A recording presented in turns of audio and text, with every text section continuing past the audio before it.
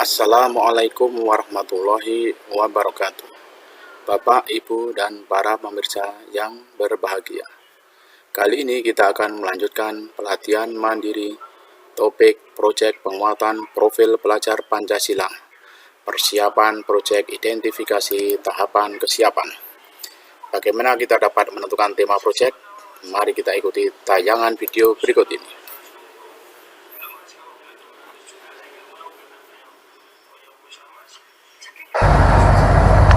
Salam dan bahagia Ibu dan Bapak Guru.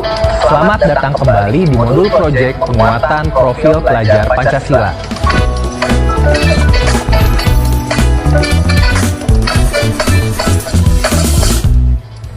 Kita akan membahas materi mengidentifikasi tahapan kesiapan agar satuan pendidikan dapat melakukan refleksi awal dan menentukan tahapan untuk menjalankan proyek ini. Ibu Bapak Guru, mengapa kita perlu melakukan refleksi awal untuk menentukan tahapan dalam menjalankan proyek ini? Karena setiap satuan pendidikan memiliki keunikannya masing-masing. Kita sepakati kembali ya, bahwa keunikan tersebut berkaitan dengan kondisi lingkungan alam, kondisi sosial, budaya, dan berbagai aspek lain. Karena itu, tahapan yang akan kita bahas ini tidak lepas dari keunikan tersebut. Tahapan ini dibuat bukan untuk mengotak-ngotakan satuan pendidikan, melainkan untuk mengidentifikasi tingkat kesiapan agar satuan pendidikan mampu menjalankan proyek secara tepat sesuai dengan kesiapannya. Apa saja ya yang harus kita perhatikan dalam tahapan menjalankan proyek? Mula-mula, mari kita perhatikan bersama bagian ini. Ini adalah bagian identifikasi kesiapan pendidikan. Pada tahap mana kesiapan kita? Apakah ada pada tahap awal, tahap berkembang, atau tahap lanjutan? Kita bahas satu persatu ya. Sebuah satuan pendidikan disebut berada pada tahap awal jika satuan pendidikan tersebut belum memiliki sistem dalam mempersiapkan dan melaksanakan pembelajaran berbasis proyek. Bahkan bisa jadi konsep pembelajaran berbasis proyek belum dikenal di satuan pendidikan ini. Selain itu, konsep pembelajaran berbasis proyek baru diketahui pendidik secara terbatas, belum dipahami sepenuhnya. Ketika menjalankan proyek, satuan pendidikan ini melakukannya secara internal, belum melibatkan pihak luar.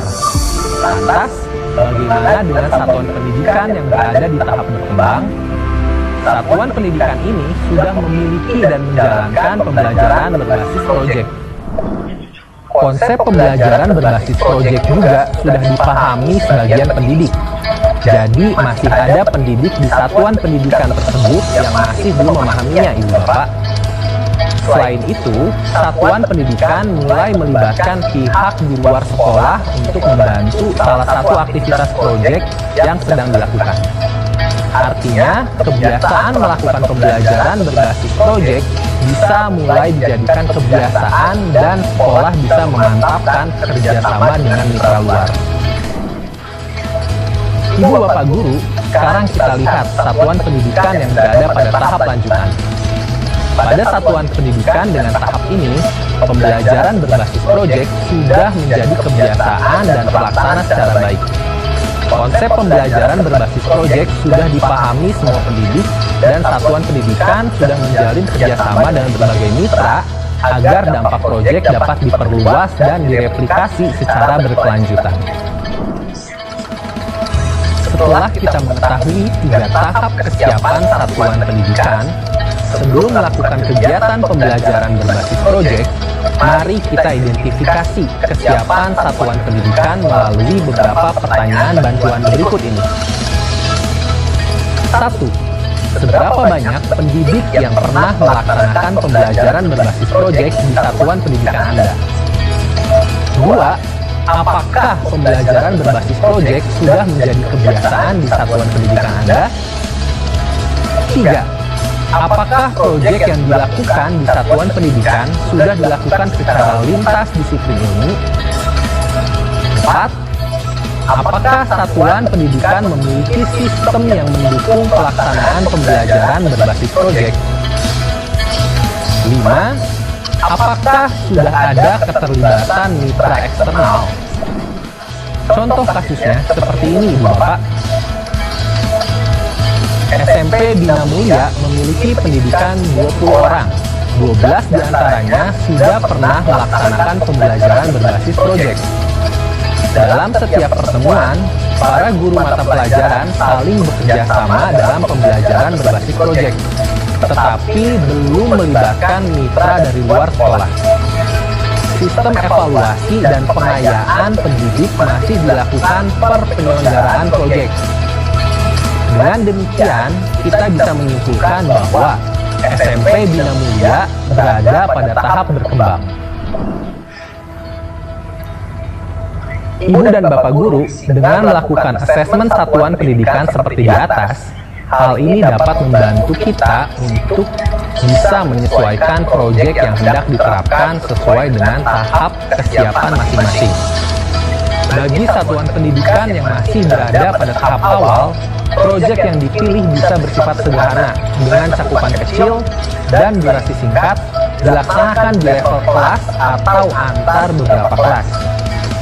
Untuk satuan pendidikan yang berada di tahap berkembang dan lanjutan, dapat melakukan pengembangan sebagai berikut. 1. Cakupan dan durasi proyek bisa ditingkatkan, misalnya dengan mengadakan proyek lintas 2 kelas dan memperpanjang waktu pelaksanaan proyek. 2. Keterlibatan dan otonomi murid bisa diperluas dengan memberikan kesempatan murid untuk memilih tema atau subtema proyek yang akan dijalankan bersama-sama. 3. Kerjasama dengan pihak di luar satuan pendidikan juga dijalankan sesuai dengan kesiapan masing-masing. Bisa dimulai dengan melibatkan lingkungan sekitar atau organisasi lain dengan jangkauan yang lebih luas. Setelah menyimak materi ini, apakah Ibu Bapak Guru sudah bisa mengidentifikasi tahapan kesiapan di satuan pendidikan Ibu Bapak? Tentu, untuk mendapatkan kesimpulan dan identifikasi yang tepat, Ibu Bapak Guru perlu melibatkan rekan guru dan kepala satuan pendidikan Ibu Bapak dalam proses ini. Selamat bekerja sama, semoga materi ini membantu Ibu Bapak Guru merancang pembelajaran berbasis proyek yang bermakna dan menyenangkan. Salam dan bahagia senantiasa.